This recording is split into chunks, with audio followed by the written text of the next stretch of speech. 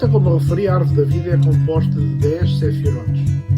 E esses 10 sefirotes estão estruturados em 3 triângulos. Os 10 sefirotes são numerados de acordo com um caminho que foi percorrido pelo raio flamejante. Isto é, pelo raio que Deus Criador desceu até à Terra e que estrutura os 7 dias da criação. A cada sefirá é atribuída uma correspondência aos diversos aspectos da vida individual. Expliquei-vos noutro podcast que a Cabala não é só apenas uma explicação judaica da origem da vida e da origem do mundo, é um instrumento prático. E é um instrumento prático que permite, aplicado a nós, implicado ao indivíduo, introduzir e iniciar um processo de aperfeiçoamento em direção a um maior sentido espiritual. Vimos aqui referidos nos 10 sefirotes as suas qualidades, começando por cima o eu, depois logo abaixo o propósito ou vontade espiritual e à esquerda o amor espiritual. Este é o domínio do espírito, é o domínio do inatingível, de algo que é e pode ser desenvolvido através da meditação, através dos exercícios que os cabalistas nos recomendam e, sobretudo, num contacto tão direto ou tão ascensional, tão possível, com Deus, o grande arquiteto do universo. Logo a seguir temos o amor de um lado e temos a vontade do outro. E na parte do centro, o centro, Tifaret. Por baixo, depois, temos os sentimentos e o pensamento. E mais abaixo, o subconsciente e o corpo e as sensações. Por isso, tudo isso começa agora a fazer um certo sentido. E claramente nós podemos imaginar, a partir desta configuração da árvore da vida, vários ramos ou várias zonas verticais que têm uma determinada uniformidade. Do lado direito, no sentido, por isso, mais passivo e mais conciliador, e do lado esquerdo no sentido muito mais ativo, no sentido muito mais positivo.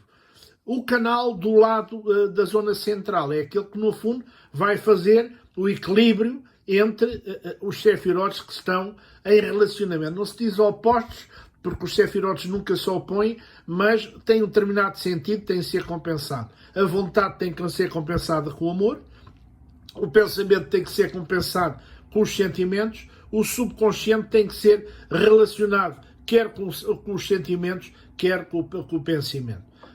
E o corpo interage, não é? O corpo, Malchut, interage com todos eles. Passei aqui para um outro slide que é interessante, que vos identifica quais são os sefirotes que estão por detrás dessas qualidades. No eu é Keter, o Remá é o propósito e vontade espiritual, é aquele sentido abstrato que Deus tinha e que dimensionou no seu propósito de criação. E depois temos o amor espiritual, isto é, o conteúdo que foi dado a essa vontade abstrata, a esse paradigma que foi concebido por Deus e que o levou depois à prática. Depois temos a parte, digamos, mais emocional, mais emotiva, mais empática. De um lado, Hesed representa o amor, do outro lado, Geborah, que representa, por isso, a vontade. Sobre Tiferet já vos falei, é a perfeição, é aquilo que nós podemos atingir na nossa vida terrena, no tempo que estamos aqui, é, digamos, o teto que poderemos almejar, podemos alcançar se nos elevarmos acima das nossas imperfeições e das nossas dificuldades. Temos depois Netzah, que são os nossos sentimentos, não é? Aquilo que nós trazemos no nosso ADN, que é transmitido pelos nossos pais, que desenvolvemos depois em vida. Do lado esquerdo temos Hod, que é o pensamento, é a nossa capacidade reflexiva, é a perspectivação que fazemos do presente relativamente ao futuro. E depois, muito importante, temos Yesod. Yesod é o subconsciente, é o falo masculino, é a fundação, é a carga genética que nós trazemos para a vida terrena e que nos custa ao longo de toda a vida trabalhar com isso. E depois Malhut é a terra, são os pés assentes no chão, é o corpo e as sensações. Então, outra coisa importante, as 10 esferas ou emanações são conectadas por 22 caminhos. E esses 22 caminhos representam o quê? O entendimento, a percepção subjetiva que nós temos de nós próprios e daquilo que nos rodeia e a relação entre as esferas quando são conectadas. Dou aqui, por isso, exemplo desses 22 caminhos. Num outro podcast posterior, iremos falar em detalhe de cada um deles, só para vocês verem, por isso, a numeração, a forma como o processo de criação se desenvolveu. E é muito importante, dando aqui um exemplo, a relação de Hod com Netzah é a relação entre o sentimento e o pensamento. Eu quero fazer qualquer coisa, eu quero tomar uma decisão, mas o sentimento também atua relativamente a isso. E muitas vezes ele obsta de que essa vontade se concretiza. Porquê? Porque não acho bem, porque sou criticado, porque me parece mal. Pronto. E essa combinação, por isso, entre o plano da vontade e o plano do sentimento, que é arbitrado, por isso, por Yesod. Relativamente aos vários triângulos que referi, que aqui repito, o primeiro triângulo superior é o triângulo da dimensão espiritual, é o triângulo, é o mundo de Barriá, é o mundo de que é, digamos, influenciado, iluminado por Yahweh. É uma dimensão espiritual tão abstrata, que será muito difícil nós conseguirmos, por isso, atingi-la. Precisaríamos uma emancipação completa das nossas dificuldades, da nossa dimensão humana, para isso ser possível. Depois, o triângulo intermédio, que é o da alma individual, mas uma alma individual virada para baixo. Vejam o sentido do triângulo, e não tanto virada para cima. É o domínio, é o mundo da formação, e é Yetzirah, Rezed à direita, Gevorah, por isso à esquerda. Aquilo que relaciona Rezed com Gevorah é outra vez Tiferet. Tiferet é, digamos, é o umbigo, é a zona de equilíbrio do nosso corpo. Se nós transplantarmos a árvore da vida para uma dimensão antropomórfica do homem, é claramente o chakra do nosso centro.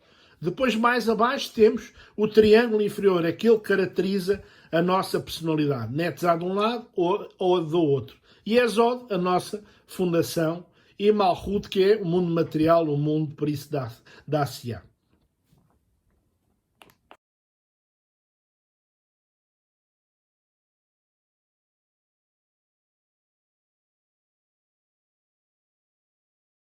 Então o trabalho da árvore da vida é um trabalho sobre nós, não é?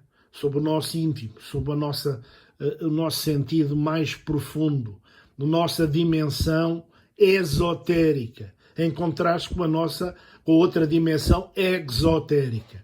E associa por isso 3 Sefirot. Malhut, e supõe um trabalho aqui no aumento da consciência e conexão dos sentidos físicos, tem a ver com a nossa capacidade de detectar as nossas doenças, quando nos sentimos mal dispostos, quando existe qualquer coisa no domínio físico que nós não conseguimos percepcionar bem. Esse trabalho é feito sob Malhut.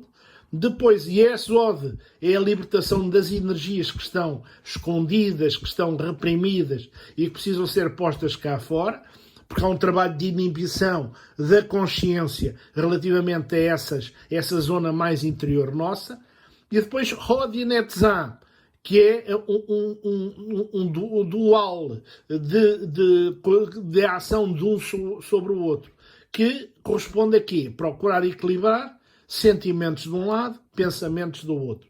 Espírito positivo de um lado, espírito mais passivo, por isso, do outro. E há, no fundo, através do trabalho da Cabala e da ação dos exercícios que ela programa, é a capacidade de nós nos experimentarmos e nos equilibrarmos. Então o segundo domínio é o domínio da alma. É o domínio que é formado pelos Sefirot Hesed, quer dizer amor, Geburah, vontade, e Tifaret, que é o centro. As áreas da alma são Geburah, é a vontade de poder. Eu quero, eu posso, eu vou e vou fazer. Tifaret é o eu centrado, centrado não no sentido egoísta, mas no sentido, por isso, de uma transformação, de uma regeneração e consolidação do nosso eu interior, da nossa personalidade. Hesed é o contrapartida de Geburah. Farei, tenho vontade para isso, mas farei com amor e com sentido de consciência. Corresponde a este princípio kantiano: não faças aos outros o que não queres que façam a ti.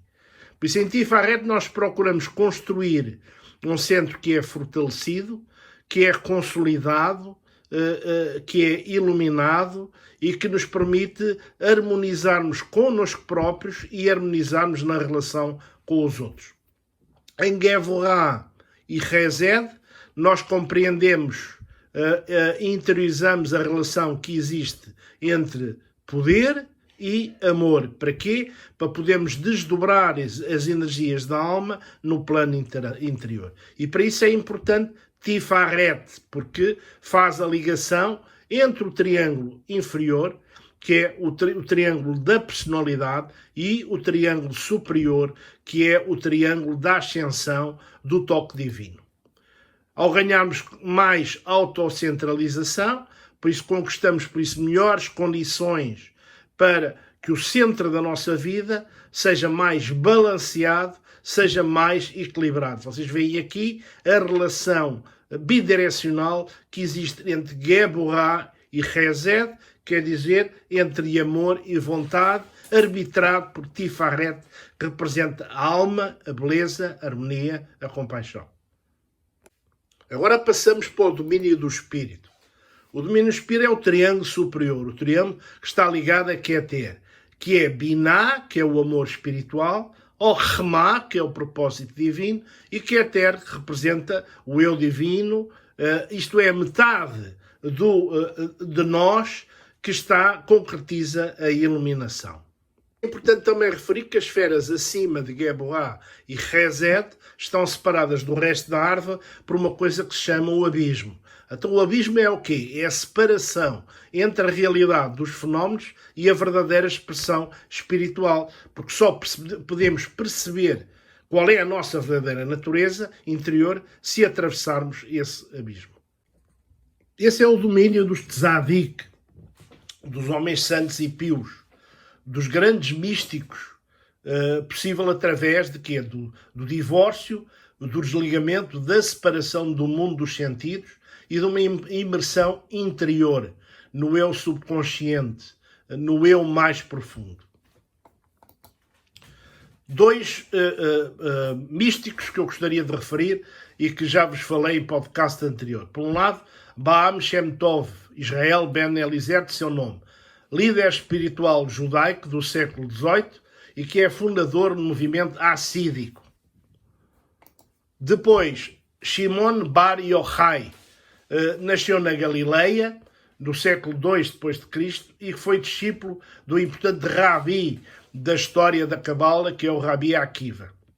Durante 13 anos escolheu viver numa gruta em recolhimento, em meditação à procura da iluminação e da centelha de Deus que estaria no seu interior. E escreveu com base nisso aquela obra fundamental para o estudo da Cabala, que é a Zohar.